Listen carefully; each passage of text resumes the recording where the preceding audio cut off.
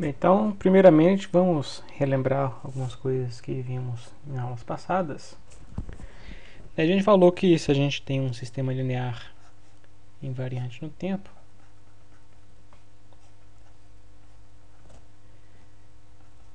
então vamos chamar de x a entrada e y a saída, a gente viu que é interessante a gente decompor essa entrada x com uma combinação linear de funções, chamada de funções φ. Então, decompor o x como uma combinação linear de funções φ, que como o sistema é linear invariante no tempo, a saída y vai ser dada por uma mesma combinação linear, né, de funções psi, onde cada uma dessas psi é a saída relativa a cada uma das funções φ. Né? Então, se eu coloco um φk na entrada, a saída é um psik. Então é interessante a gente ver como que a gente faz esse tipo de decomposição, né? Quem são as melhores funções φ que a gente pode escolher para representar uma grande variedade de funções, né? E que também sejam funções que sejam fáceis, né, de calcular as saídas psi para cada uma delas. Então o que a gente viu que no caso contínuo, né? No caso contínuo a gente escolheu essas funções φ como sendo exponenciais complexas. É que a gente viu que as exponenciais complexas são autofunções dos sistemas lineares variantes no tempo. Né? Isso significa que se a gente aplicar uma exponencial complexa na entrada do sistema linear,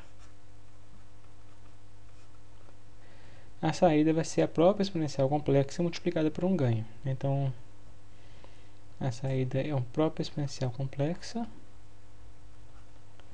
multiplicada por um ganho que aqui que a gente chegou nessa equação aqui, né, onde tinha essa integral.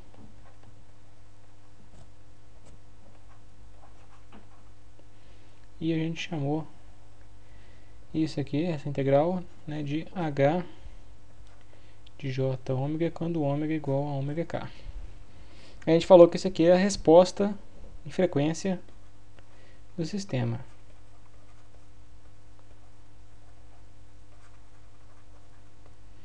A resposta em frequência do sistema, que é caracterizado pela resposta impulso h de t.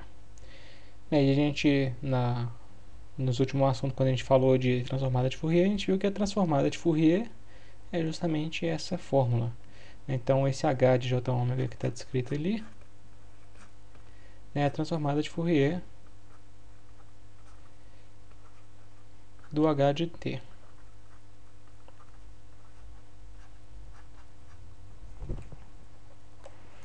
E no caso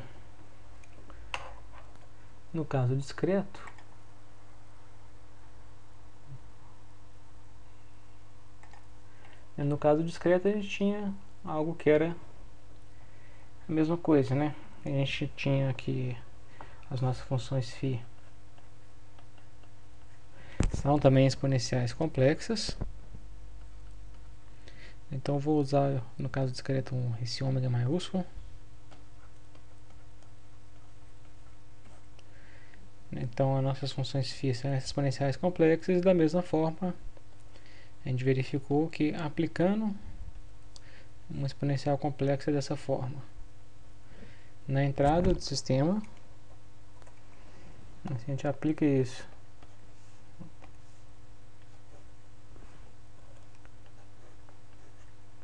na entrada do sistema linear invariante no tempo, a saída é a própria exponencial complexa multiplicada por um ganho, que esse ganho também depende da frequência. Daí a gente chegou nessa equação aqui.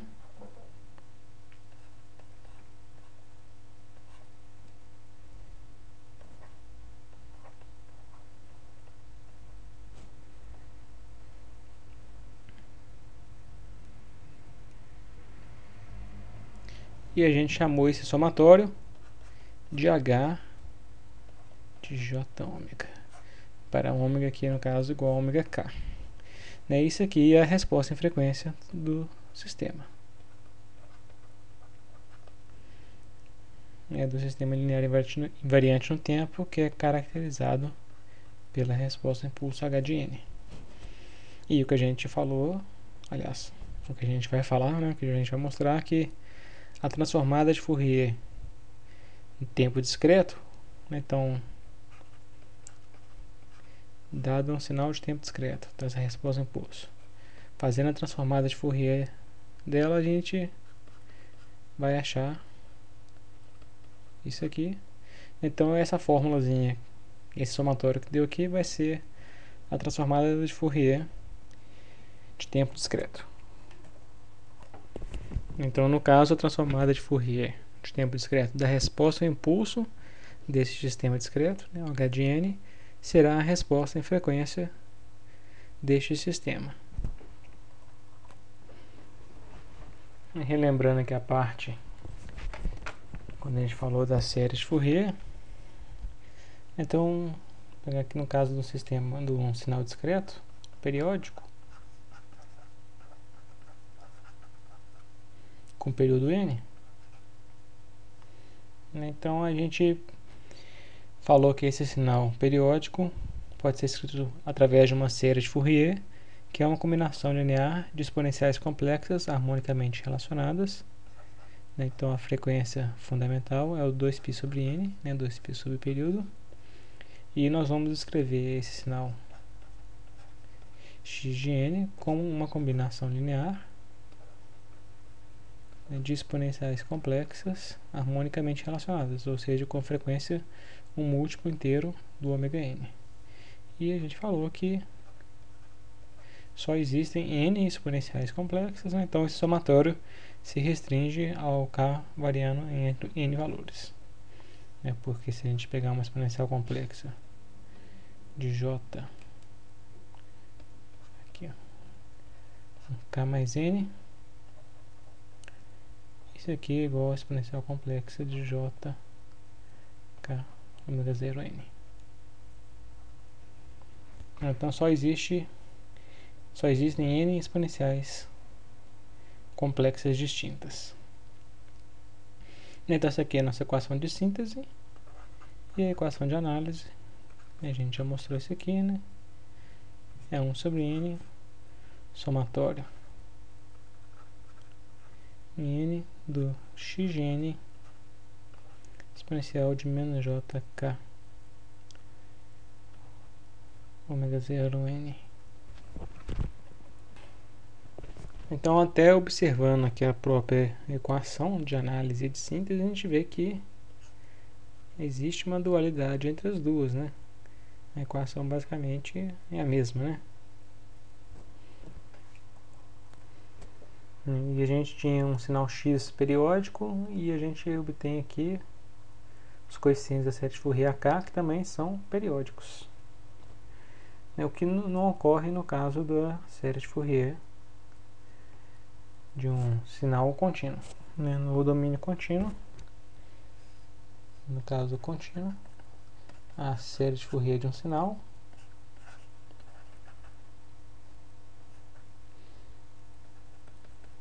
é um somatório infinito de exponenciais complexas cuja frequência é um múltiplo, um harmônico da fundamental ômega 0. E cada um dos coeficientes é dado sobre 1 sobre t, a integral em um período do sinal vezes complexo conjugado da exponencial complexa.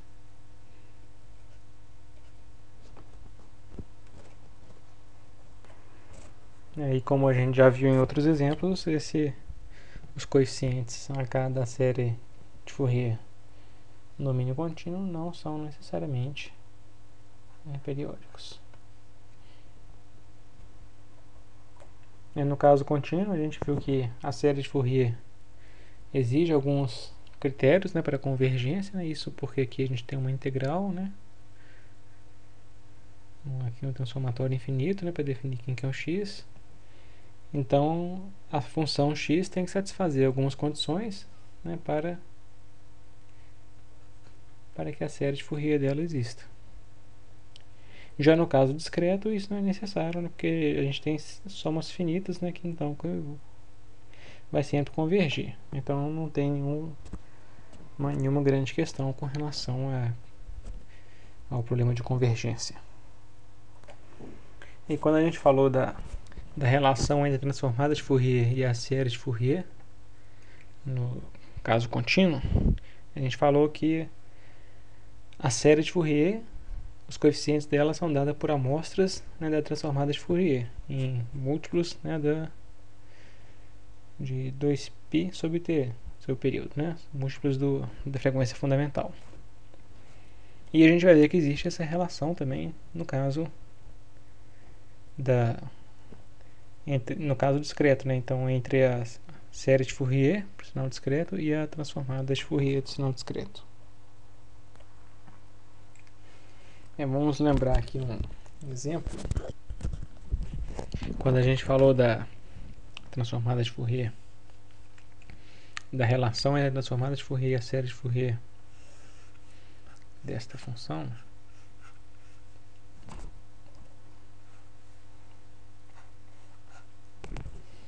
então o sinal periódico x de t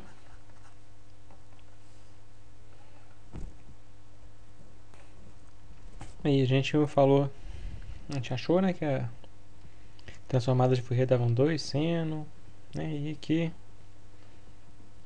existia a relação, né, entre os coeficientes da série de Fourier, AK, e a transformada de Fourier, né, que era esses 2 senos de ômega t1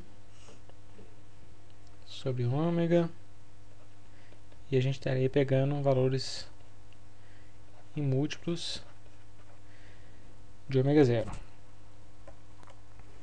A gente pode notar que esse seno de ômega t1 sobre ômega, né, não é periódico.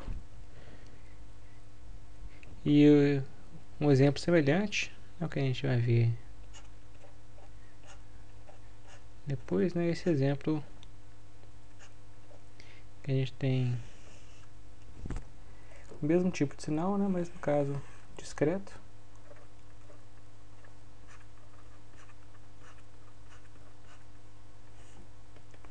Então, sinal periódico também, com os mesmos tipos de características. E vale 1 aqui e fora 0. De N1 a menos N1 ele vale 1. Depois 0. Depois repete periodicamente com o período N. E a gente vai achar também que os coeficientes da série de Fourier, né, a gente já viu isso antes, né, que dá um seno sobre o outro seno. E existe a relação entre os coeficientes da série de Fourier e a transformada de Fourier desse sinal, né, que a gente vai achar que a transformada de Fourier dá isso aqui, essa equação.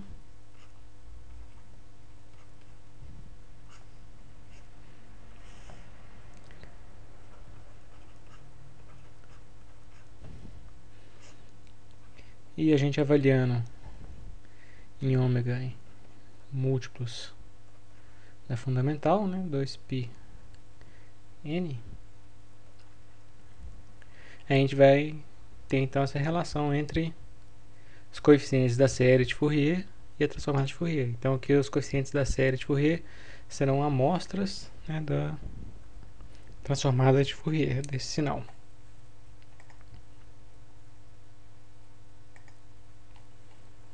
Se a gente fizer um gráfico, né, rapidamente, de que vai ser isso aqui.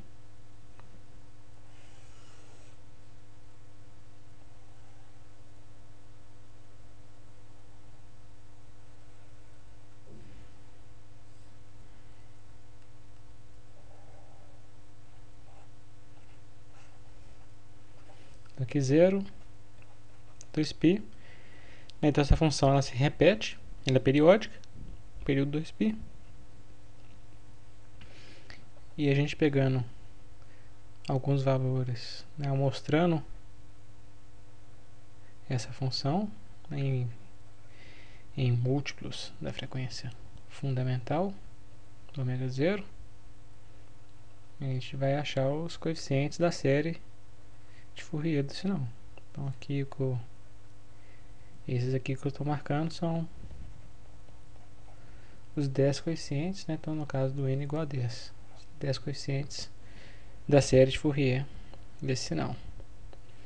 Então note que eles são amostras, né, igualmente espaçadas, né? Então aqui 2π sub n, né, no caso 2π sub 10, ou seja, π sub 5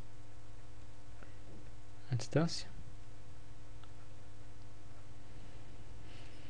Então são amostras que estão espaçadas π sub 5 uma das outras, que vão constituir os coeficientes da série de Fourier do sinal, né? Então são amostras da transformada de Fourier do sinal discreto. Bem, a ideia para a gente chegar na transformada de Fourier vai ser a mesma ideia que a gente utilizou no caso contínuo, né? Então no caso contínuo a gente pegou um sinal x que era periódico e a gente construiu um sinal x periódico, simplesmente replicando o x, né, a distâncias de um período um do outro. Esse sinal x, til, ele tem uma série de Fourier. Ele tem a série de Fourier que é dada pelos coeficientes AK. E o que a gente faz é pegar essa série de Fourier, né, nós vamos pegar o sinal x til, fazer o período tendendo no infinito. Quando o período tende ao infinito, o x til tende ao próprio x. Daí a equação que a gente tinha da série se transforma na equação da transformada de Fourier. Então nós vamos seguir a mesma ideia para achar a transformada de Fourier do sinal discreto. Então vamos supor que nós temos um sinal discreto aperiódico,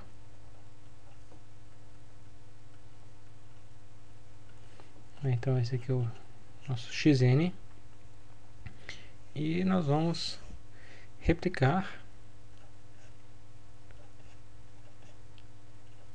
de forma a fazer com que esse sinal fique periódico.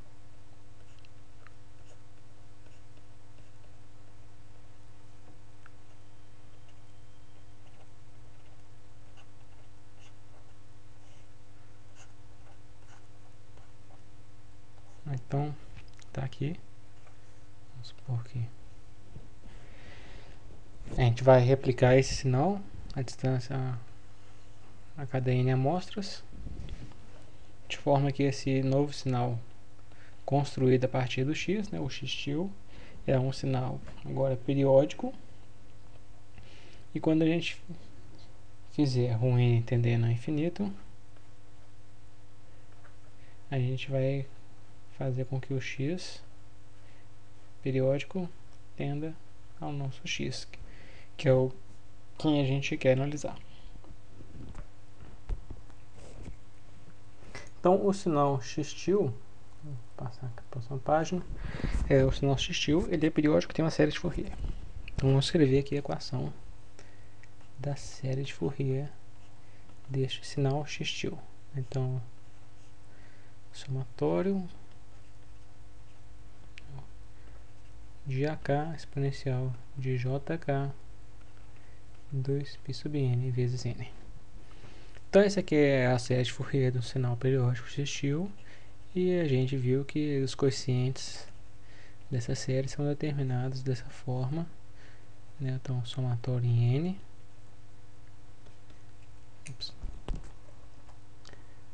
do sinal x vezes complexo conjugado da exponencial complexa.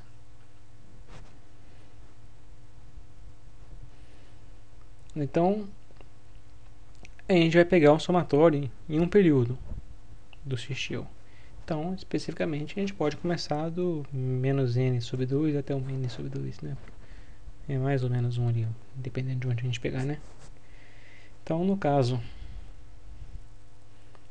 desse exemplo, né, vamos pegar aqui somatório. Vamos pegar aqui nesse pedaço. Então, como essas amostras aqui são 0, né, e é diferente de 0 aqui do menos N1 até o N1, ou sei lá, N2 aqui, né, pode ficar diferente. Do menos N1 ao N2.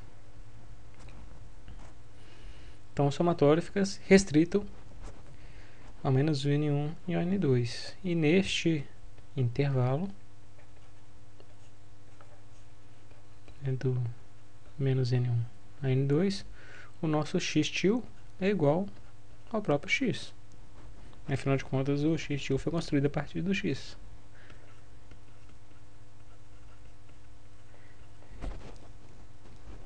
E o que a gente pode fazer agora é que, se a gente somar zeros, não muda nada.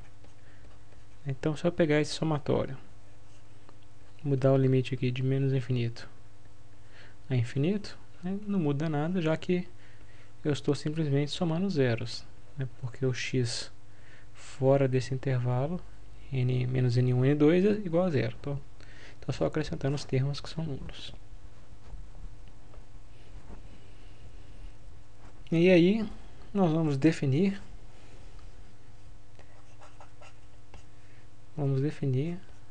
o x de j ômega como sendo esse somatório aqui.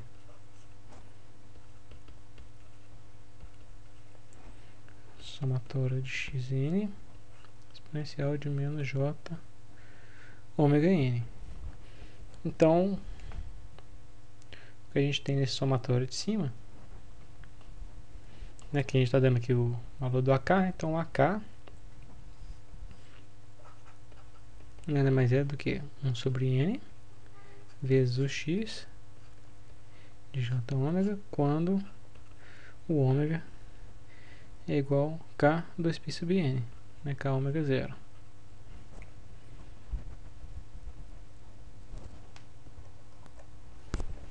Então esse aqui é o nosso AK.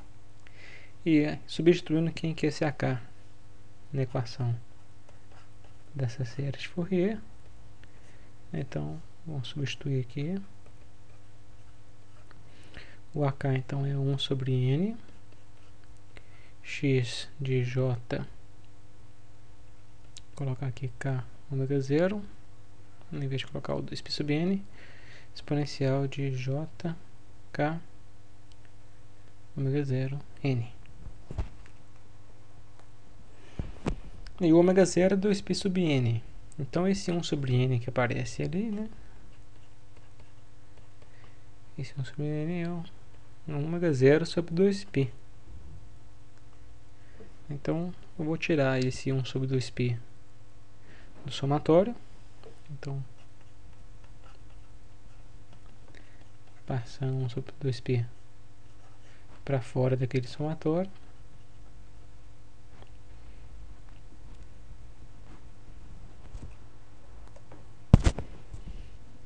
Então passa 1 sobre 2π e tem um ômega 0 que vai aparecer multiplicando, né? Então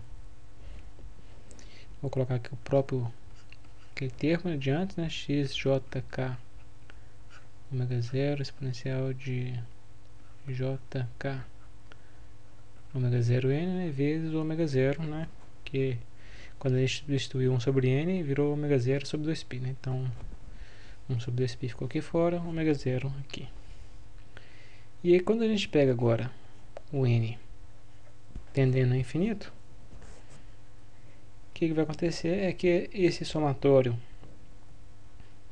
que é em n amostras, né, vai virar uma integral em um período 2π. Então vou colocar aqui. Esse somatório em um período vira uma integral em um período. O ômega 0 e tende a 1 de ômega. É o k ômega 0 vai virar 1 ômega. E o nosso x tende ao nosso x. O x tilde tende ao x. Então a equação, quando a gente tira o limite, a gente vai ter a equação do x, que vai ser 1 sobre 2π, aí vai ficar integral no período, né, 2π, x de j ômega, exponencial de j ômega n, d ômega.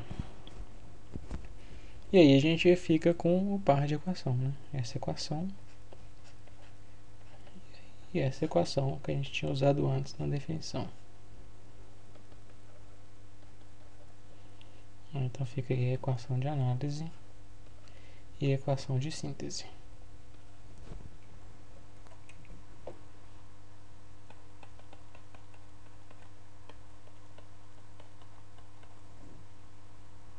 Então a gente pode escrever, né, usando aquela mesma notação. Aqui a transformada de Fourier vai nos levar de uma representação no domínio do tempo para uma representação no domínio da frequência. Então esse x de j ômega em geral também pode ser um sinal complexo, né? Que a gente pode escrever com a parte real, mais uma parte imaginária, ou módulo fase. Vamos pegar aqui um exemplo para ilustrar. Vamos supor que o sinal x seja nessa exponencial decrescente que já vimos antes.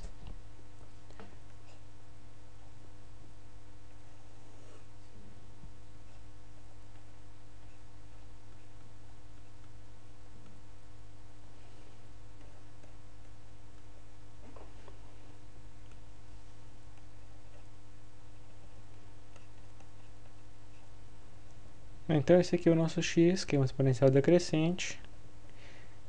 A transformada de Fourier, então, a gente pode calcular utilizando a equação que a gente mostrou acima.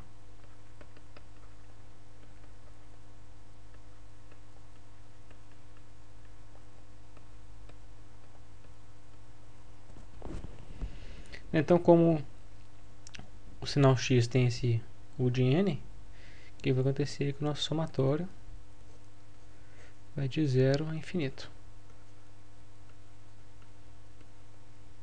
E aqui já vou colocar em evidência, né? Eu vou escrever isso aqui nessa notação. Então fica isso aqui. E aqui o exponencial de menos j ômega, esse é um número complexo com módulo menor ou igual a 1. O A é um número entre 0 e 1. Logo o produto dos dois vai ter um módulo menor que 1. Consequentemente, a gente pode aplicar a fórmula da PG. Então, aplicando a fórmula da PG,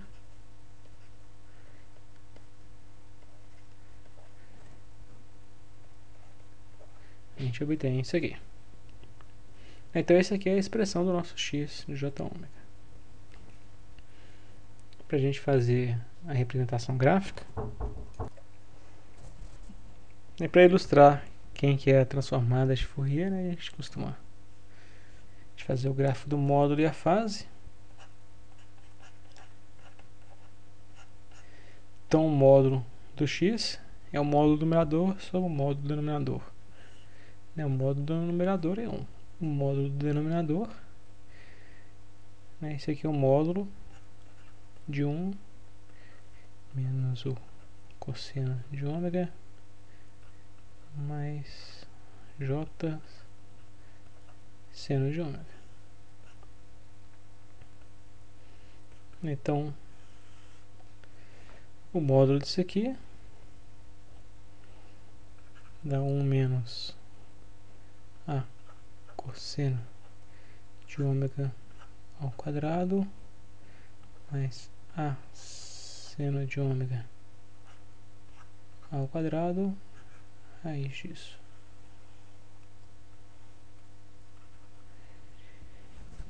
Então essa aqui que é a equação do módulo. E a gente pode calcular né, para alguns valores. Então, por exemplo, se ômega for igual a zero, o cosseno de zero é 1 e o seno de zero é zero. Então vai ficar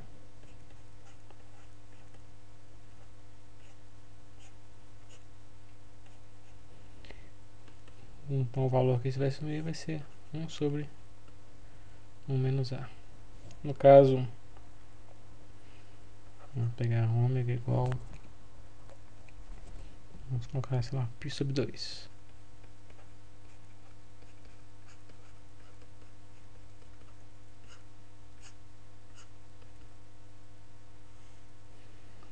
Então o cosseno de π sobre 2 é 0, então fica 1, e o seno é 1.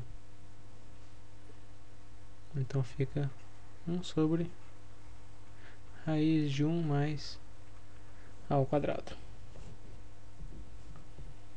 No caso, vamos supor que ômega seja igual a π. Então x, o módulo de x de j, π. Isso aqui vai dar. Então o cosseno de π dá menos 1 e o seno dá 0. Então dá 1 sobre 1 mais A. Aí fazendo o gráfico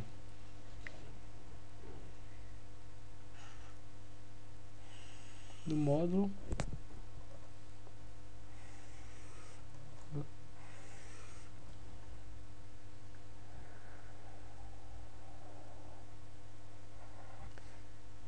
vai dar algo mais ou menos assim, né? Tá muito mal desenhado, mas a ideia é essa. Então aqui o 2π, 0, menos π, menos 2π, π, né? Aqui o valor máximo que a gente achou é 1 sobre 1 menos A, aqui em cima. O valor mínimo vai ser 1 sobre 1 mais A, que é aí em π. Então esse é o gráfico do módulo. E para fazer o gráfico do ângulo, né, a gente tem que pegar que o ângulo do x de j ômega é o ângulo do numerador, que é 0, menos o ângulo do denominador. Então o ângulo do denominador é o arco tangente, né? Da parte imaginária é a parte real. Então A seno de ômega 1 menos A cosseno de ômega. E da mesma forma a gente pode calcular alguns valores e traçar o gráfico de quem que vai ser o ângulo desse transformada de Fourier do x. Bem, a transformada de Fourier de sinais discretos, assim como a transformada contínua, a série de Fourier, né, a gente vai ver que existem as propriedades também, né, e as propriedades são bem semelhantes, né? Então existe a propriedade, né, da simetria, do deslocamento no tempo, deslocamento em frequência, né? Então, por exemplo, colocar algumas aqui, né? Deslocamento tempo. Deslocamento no tempo significa pegar o x, né? Deslocar no... Se a gente desloca ele de n0, o que vai acontecer com a transformada de Fourier é que ela vai aparecer multiplicada por um termo de deslocamento. Então, a própria transformada do x antigo multiplicado por um termo de deslocamento. A linearidade, que é também importante, é equivalente, né, ao que a gente viu nos outros casos. Então, se eu tenho um x1 e um x2 que possuem transformadas de Fourier x1 e x2, né, a combinação linear dos dois, com pesos A1 e A2, vai nos dar uma transformada de Fourier que também é uma combinação linear das transformadas respectivas de x1 e x2. Uma outra propriedade muito importante é da convolução.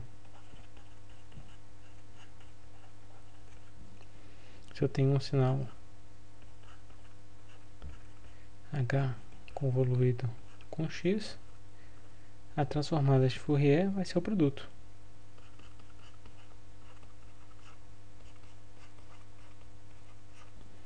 Esse aqui é o que acontece, né? No caso, num sistema, a gente sabe que a resposta de um sistema linear invariante no tempo é a convolução do sinal de entrada com a resposta ao impulso do sistema.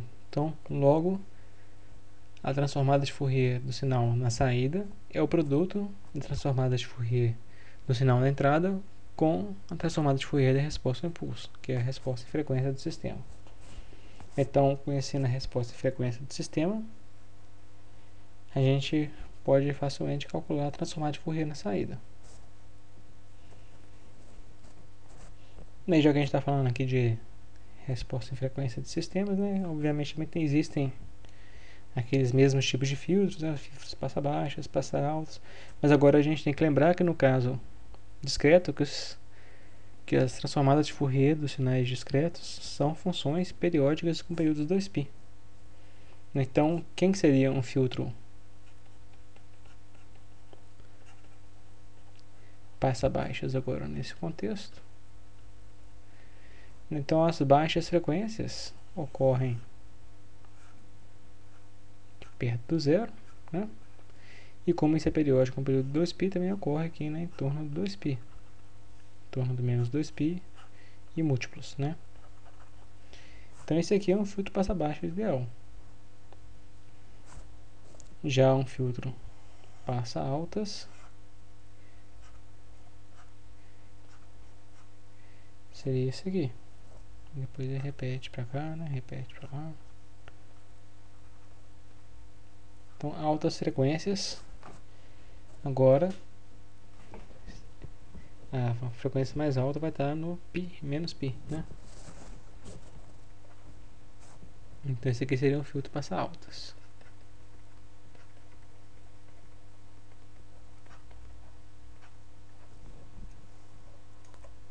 E vamos considerar aqui um exemplo interessante de um sistema linear invariante no tempo, né? É um sistema causal com condição inicial de repouso e que é descrito.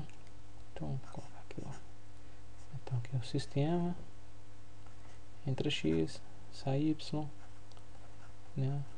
É um sistema linear invariante no tempo e ele é descrito por uma equação de diferenças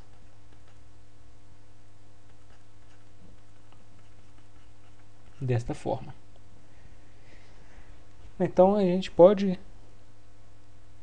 utilizar as propriedades da transformada de Fourier, né, para obter as transformadas aqui, né, dos dois lados. Então aqui no lado esquerdo a gente tem a combinação linear do y com o próprio y deslocado de 1.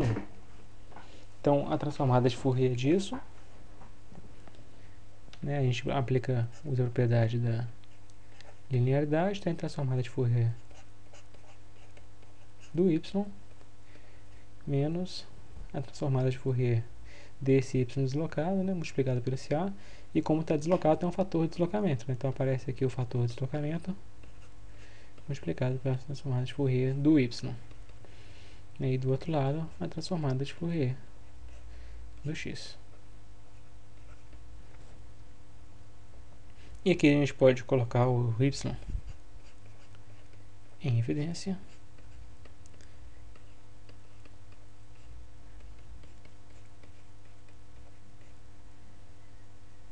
Então,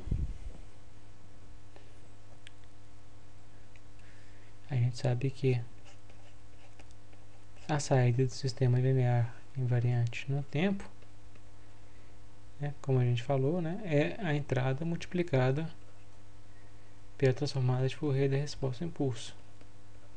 Então, isso aqui é a resposta em frequência do sistema, né, que é a transformada de Fourier da resposta ao impulso do sistema.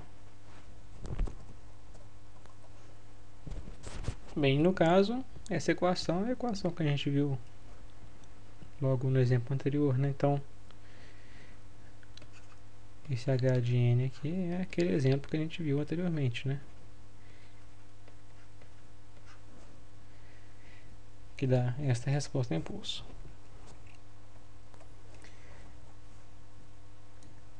Bem, uma outra propriedade muito interessante é a propriedade da modulação.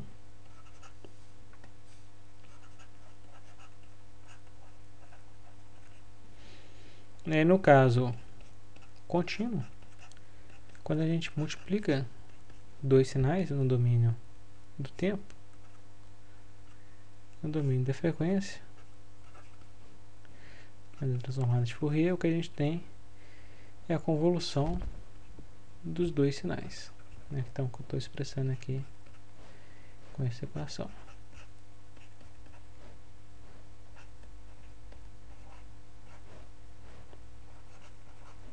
Então, tem a convolução das transformadas de Fourier respectivas do x1 e x2. Então, aqui no caso contínuo. No caso discreto, se eu multiplicar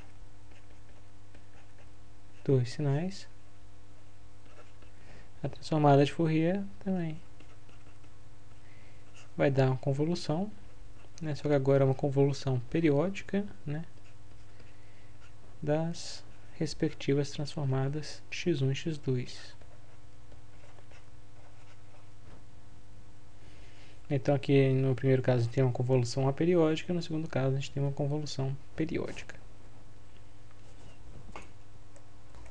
Bem, nós vamos utilizar essa propriedade no exemplo. Vamos supor que a gente tem um sinal x1,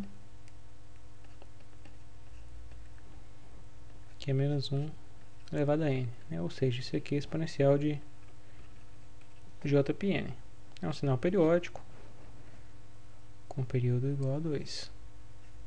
Então vai alternando mais 1, menos 1. Então 1, menos 1, 1, menos 1, 1, menos 1. Período igual a 2. Então, logo, se ele é um sinal periódico, período igual a 2, ele vai ter uma série de Fourier com dois termos.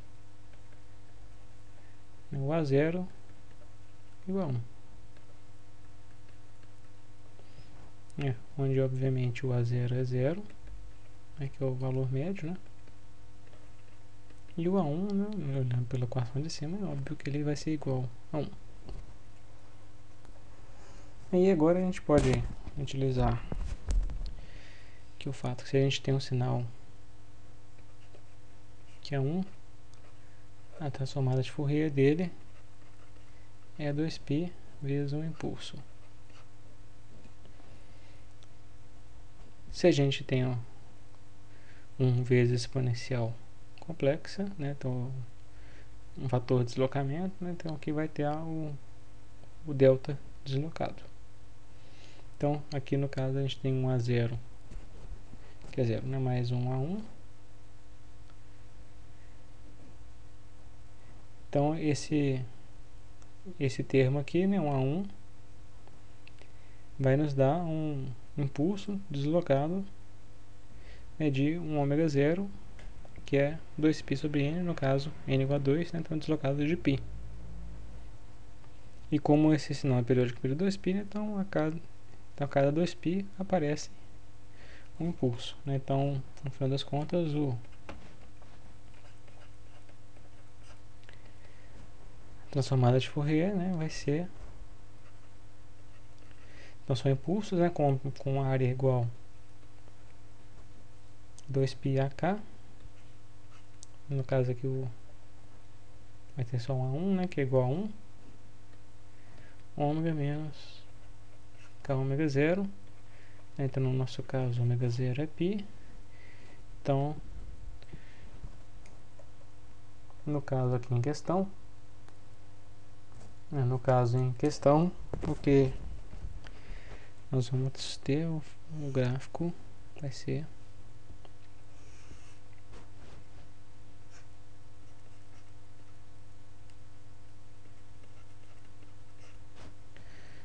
eu tenho impulsos aqui em π,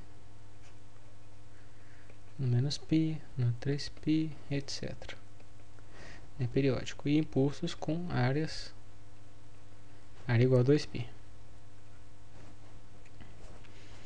Então, vamos supor que eu tenho um sinal, sei lá, um x2, outro sinal, né, que é esse x2, e eu vou multiplicar por esse sinal x1, que é mais ou menos 1, alternando, para obter um sinal x3. Então essa aqui é uma modulação. E o que a gente viu pela propriedade da modulação, que é a transformada de Fourier desse sinal x3, né, vai ser a convolução periódica, aquela equação lá que eu não vou repetir, né, que é a convolução, então vamos repetir aqui, a convolução periódica dos dois sinais, né, do x2 com x1.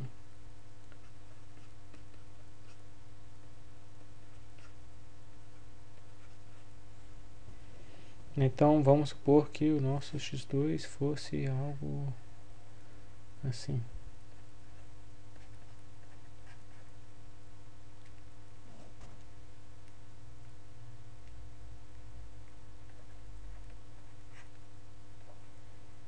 E obviamente repete lá no 2π, né?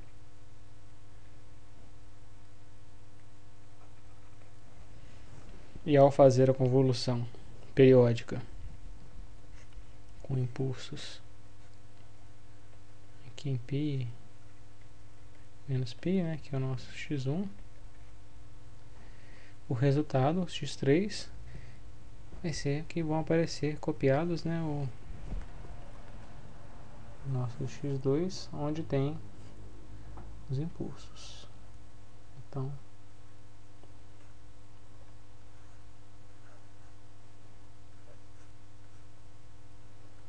vai aparecer copiado aqui no π, menos π, 3π, etc.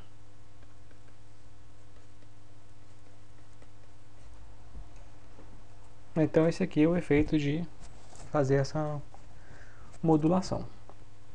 Então logo, se a gente pegar aquele exemplo anterior que a gente tinha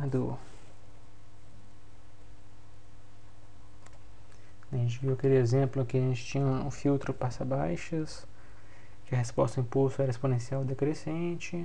Vamos colocar aqui. A gente viu que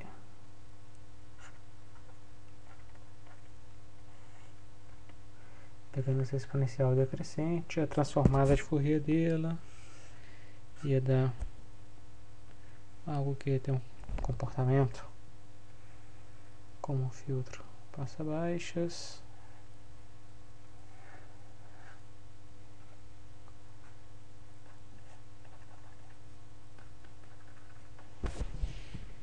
Se a gente multiplica esse exponencial decrescente por esse sinal alternadamente mais ou menos 1, a gente vai ter essa exponencial decrescente com sinal alternado.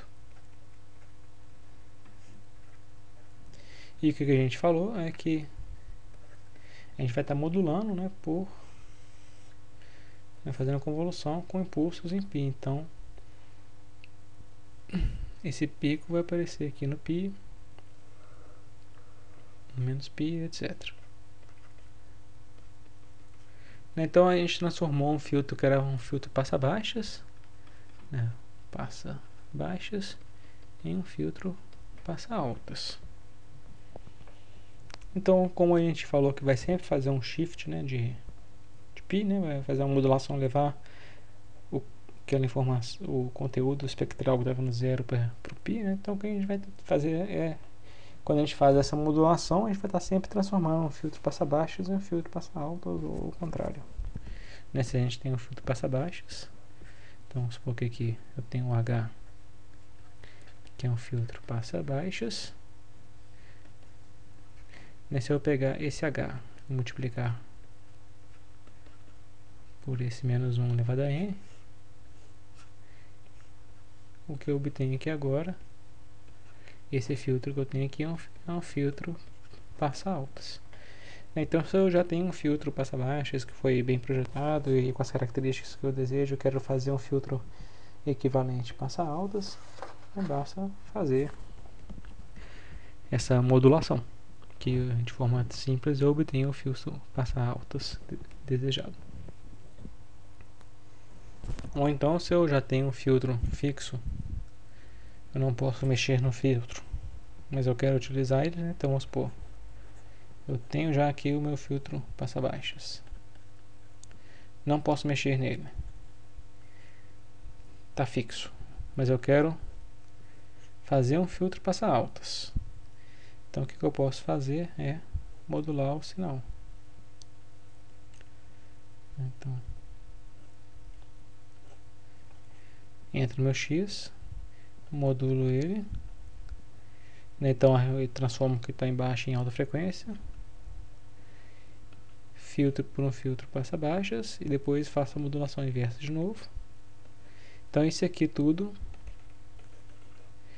que está aqui, né, equivalente a fazer um filtro passa-altas. Bem, então por essa aula vamos ficar por aqui.